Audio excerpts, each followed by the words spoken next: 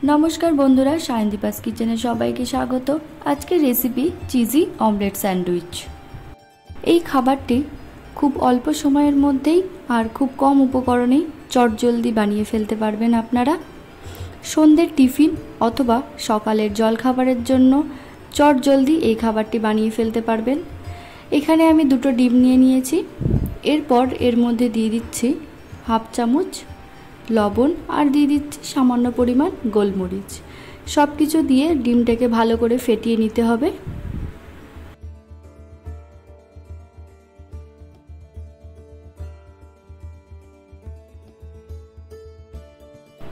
ডিমটা আমার ভালোভাবে ফেটানো হয়ে গেছে। এরপর অন্যদিকে একটা ফ্রাইং প্যানের মধ্যে দিয়ে দিচ্ছি সামান্য পরিমাণ সাদা তেল। গ্যাসের ফ্লেমটাকে কিন্তু লোতেই রাখতে হবে। এরপর একটা ব্রাশ দিয়ে তেলটাকে ভালো করে চারিদিকে লাগিয়ে নিচ্ছি। এরপর এর মধ্যে দিয়ে দিলাম ফেটানো ডিমটাকে দিয়ে ভালো করে একটু চারিদিকে নাড়াচাড়া করে নিচ্ছি।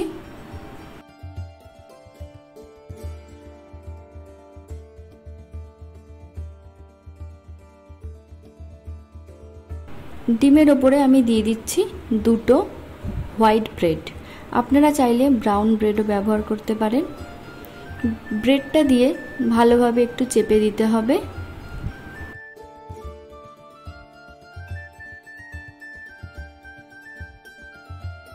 অমলেটের একটা সাইড হয়ে গেছে। এরপর আমি উল্টে দিলাম, দিয়ে অপর সাইডটাকেও ভালোভাবে ফ্রাই করে নিতে হবে। এরপর স্যান্ডউইচের জন্য আমি ব্রেডের ওপরে স্টাফিং দিচ্ছি। প্রথমে দিয়ে দিলাম চিজ, গ্রেট করা চিজ নিয়েছি আমি। আপনারা চাইলে চিজের পরিমাণটা কম বেশি অবশ্যই করতে পারেন।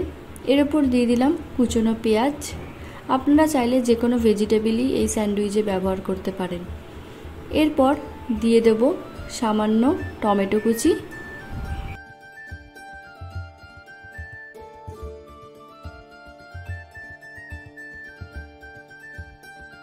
আমি এখানে দিয়ে দিচ্ছি সামান্য পরিমাণ কাঁচা লঙ্কা কুচি। এটা যদি বাচ্চাদের জন্য বানান তাহলে লঙ্কাটা অ্যাভয়েড করে যাবেন।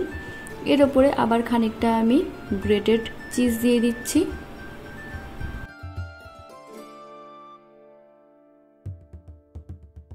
তারপর দিয়ে দিচ্ছি সামান্য অরিগ্যানো, দিয়ে দিচ্ছি সামান্য পরিমাণ চিলি ফ্লেক্স। এরপর ব্রেডটাকে আমি ফোল্ড করে নিলাম, নিয়ে দু পিঠ ভালোভাবে আমি ভেজে নেব। সাইডে যে ডিমের অংশটা ছিল সেটা আমি স্যান্ডউইচের মধ্যে দিয়ে দিচ্ছি। আপনারা চাইলে নাও ব্যবহার করতে পারেন। দু পিঠই ভালোভাবে লাল করে ভেজে নিতে হবে। আমার রেডি হয়ে গেছে আজকের রেসিপি চিজি অমলেট স্যান্ডউইচ। বাচ্চা থেকে বড় সবাই কিন্তু এই খাবারটি খুবই পছন্দ করে। আপনারা অবশ্যই বাড়িতে একবার ট্রাই করে দেখবেন, আপনাদেরও খুব ভালো লাগবে এই রেসিপিটি। আপনাদের কাছে অনুরোধ রইল চ্যানেলটাকে সাবস্ক্রাইব করে দেওয়ার জন্য। ভিডিওটা ভালো লাগলে অবশ্যই শেয়ার করবেন, লাইক করবেন এবং কমেন্ট করতে অবশ্যই ভুলবেন না কিন্তু।